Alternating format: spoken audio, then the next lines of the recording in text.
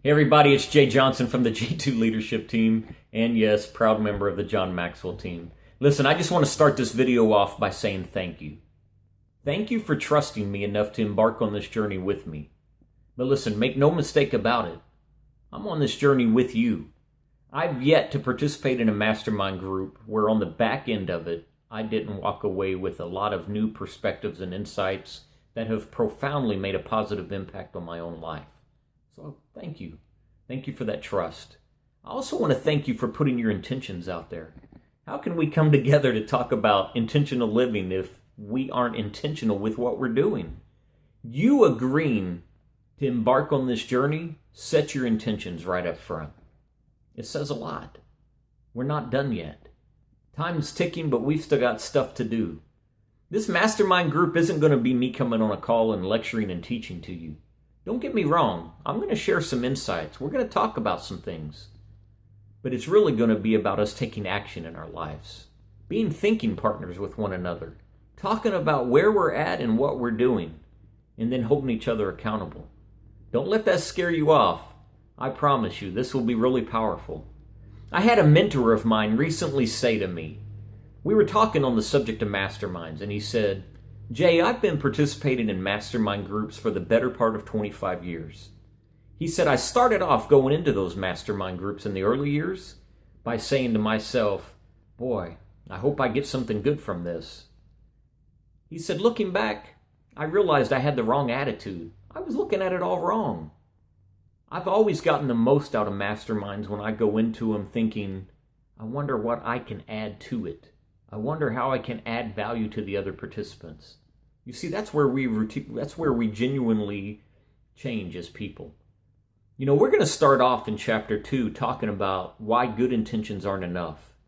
But chapter 1, John frames, we all have a story. And what do we want that story to say? See, he challenges the notion that life is just about success, right? Success on how much we acquired, success on how much money we've made, success on all the places we were able to visit.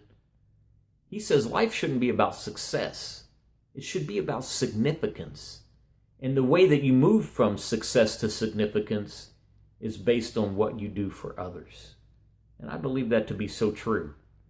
It's where I spend the majority of my time every day now.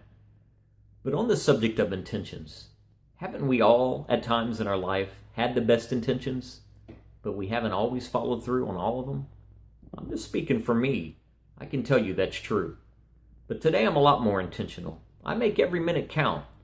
I'm intentional about what I go out and do with my time every day. I'm not just going to frivolously waste it doing things that don't add value to others or to my family or bring intrinsic happiness to me.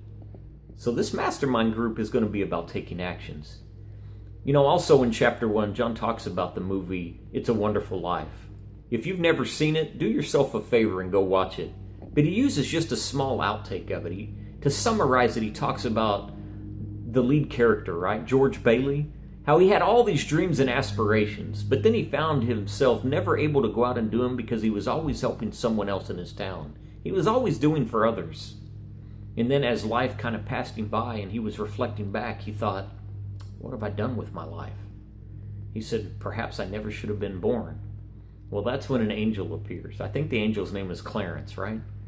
And Clarence kind of shows him, gives him a glimpse of what life would be like for the town and the others had George Bailey never been born. And it wouldn't have been nearly as enriching, right? He had profoundly affected people's lives in a positive way. He truly was leading a wonderful life, but it was a life through serving others. So that's pretty exciting. Some of you have shared with me that you're still trying to find your why. I hope we uncover it in the next few weeks. The one thing I can tell you that encourages me and that you should be encouraged by is at least you're looking. There's a lot of people that aren't even searching for their why. They've just given up and have settled into a comfort zone of letting life happen to them. Don't let that happen to you. Let's make a life of significance moving forward. Let's contribute and add value to one another over the next few weeks. I want your vision to be so crystal clear that you can describe it to me.